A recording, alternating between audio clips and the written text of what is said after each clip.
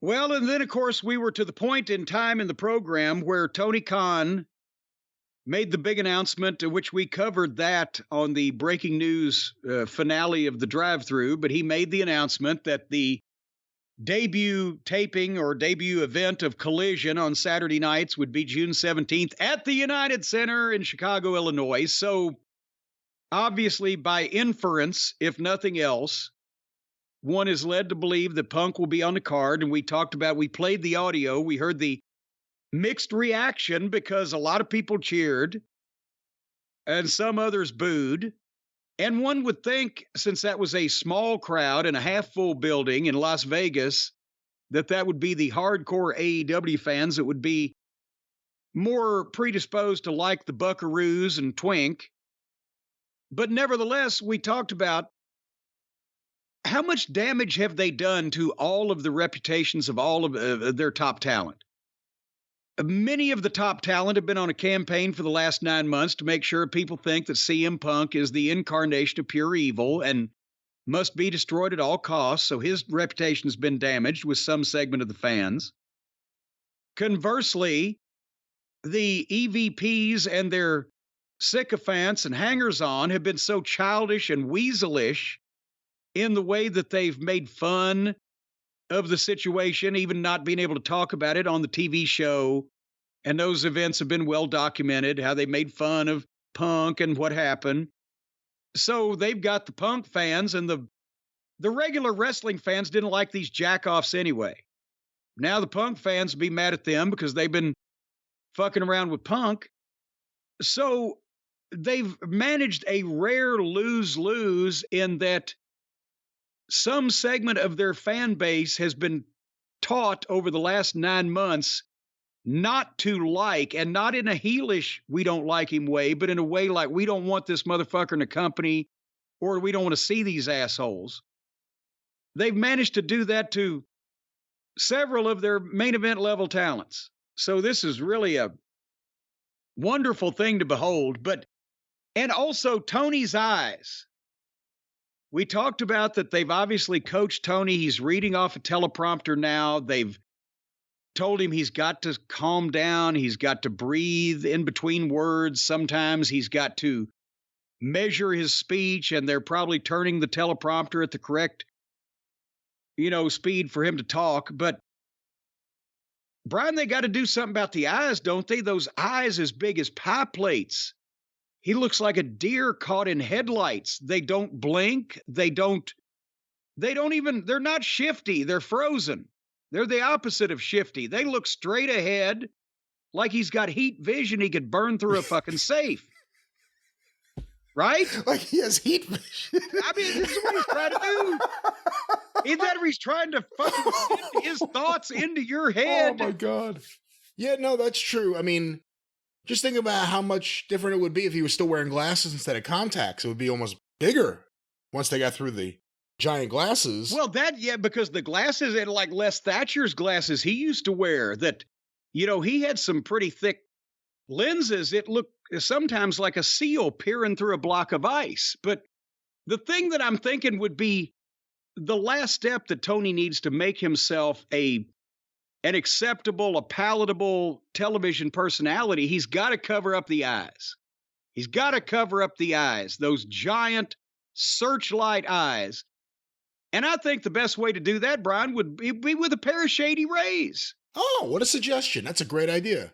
Yeah, because if Tony came out there with the Shady Rays on, then people wouldn't be immediately attracted and distracted to and by his giant softball-size orbs staring a hole in you and trying to, as I said, burn potentially his thoughts into your brain, because Shady Rays are distracting in a good way. People will say, hey, look at that guy over there with those sharp-looking sunglasses on his face.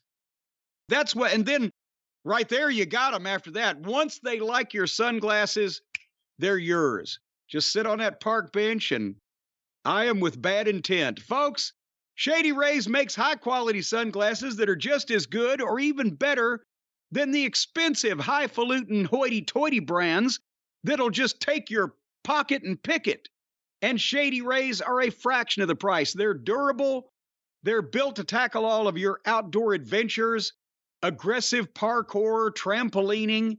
The styles are timeless, and it means there's never a time for a style like this. And they're on point. They make you look great. And they've got polarized lenses for crystal clear vision and strong sun protection. As a matter of fact, you know how they do those polarized lenses? They take them first to the North Pole and then to the South Pole, and they test them. They have some Eskimo put them on and stare at the sun or the northern lights for an hour straight and then see if they go blind or piss themselves. That is the real test, ladies and gentlemen. That is not the real test. That is not the real test. Right there. No, that is not the real thing you should do. If you can stare at the sun for an hour straight without losing control of your bodily functions, that's the test of a good pair of sunglasses. That is not how the polarization works for these glasses, ladies and gentlemen, but they are beautiful, they are nice, they are comfortable, and they do the job. Shady Rays. Well, and if you want to look at the Aurora Borealis up in the northern poles, why don't they have an east pole and a west pole? Where would it be? Well, it'd be on the east and the west. Where? Right there where the north and south pole are, except in the equal part on the east and the west. What, have I got to do all this for you? You didn't go to school? Speaking of strong, folks, here's why you don't worry about losing or breaking your Shady Rays, because every pair is backed by the industry-leading Lost and Broken Replacements program.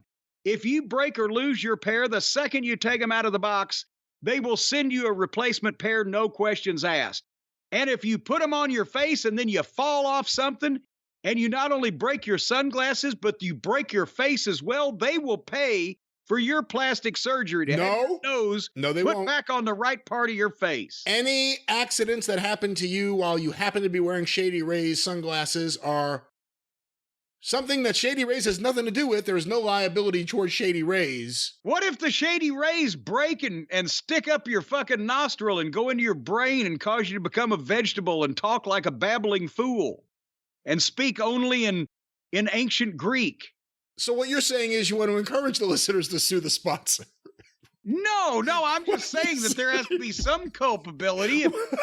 Let's say, for example, no, it's not their fault. It's not their fault. Let's say for you're drunk as Cooter Brown, and you're trying to walk along the side of the street, and you fall out into the road, and you get, bam, hit by a goddamn passing bread truck or possibly a septic tank pumping truck, and it drives the goddamn Shady Rays that you've just put on your face straight up into your fucking brain. And you have to have a brain surgeon come down from Teterboro specifically to take them out of your fucking head. Then certainly they'll send you another pair of sunglasses. Yes, we're not arguing that, but not certainly wouldn't they at least send you some kind of wound dressing treatment or something to put on that hole? Because the Shady Rays are so durable, your skin and bones are going to give first before these things do. They don't have wound pads on hand to send out to people. And of course, if you're in an incident like that, it sounds like you really want to focus on the septic tank company, or maybe whoever supplied you with the liquor, or maybe even the liquor company itself, as opposed to, why not go after the people who made your shoes? Your socks, well, you got a good point there. Fuck those people. If you hadn't stepped in that fucking puddle and your shoes fell apart because they got wet, you might not have tripped and fallen out in the road. But I thought wound dressing supplies were a federal requirement now with OSHA. Not to send the people, to have in the office place, maybe. Well, you could send them out for free, if you wanted to take care of people. Anyway, with every order, folks, Shady Rays Impact Program works with nonprofits worldwide to make an impact on the lives of children and young adults, many of whom have been hit by a truck. They build places. No, they haven't. Well, you can't tell that for sure. You can't swear. You can't swear. Some of these pediatric cancer patients or young adults with cancer and MS, they could have also been hit by a truck. Shady Rays will help them too. They're not going to discriminate. Anyway, support Shady Rays to support the lives of children and young adults that are being helped by the Shady Rays Impact Program, as well as cover up your eyes so that If you're on television, people won't see that you're addicted to Adderall. And right now, folks, what's better than getting one pair of Shady Rays and not worrying if you break or lose them? Getting two and not worrying about anything. You won't have a care in the world. You'll fritter away your worries. You'll put them on down the road when you go to shadyrays.com/JCE and use the code JCE for a limited time. Buy one pair of Shady Rays, get a second pair for free. SHADYRAYS.com/JCE, code JCE. Second pair of Shady Rays free from JCE, because that's me.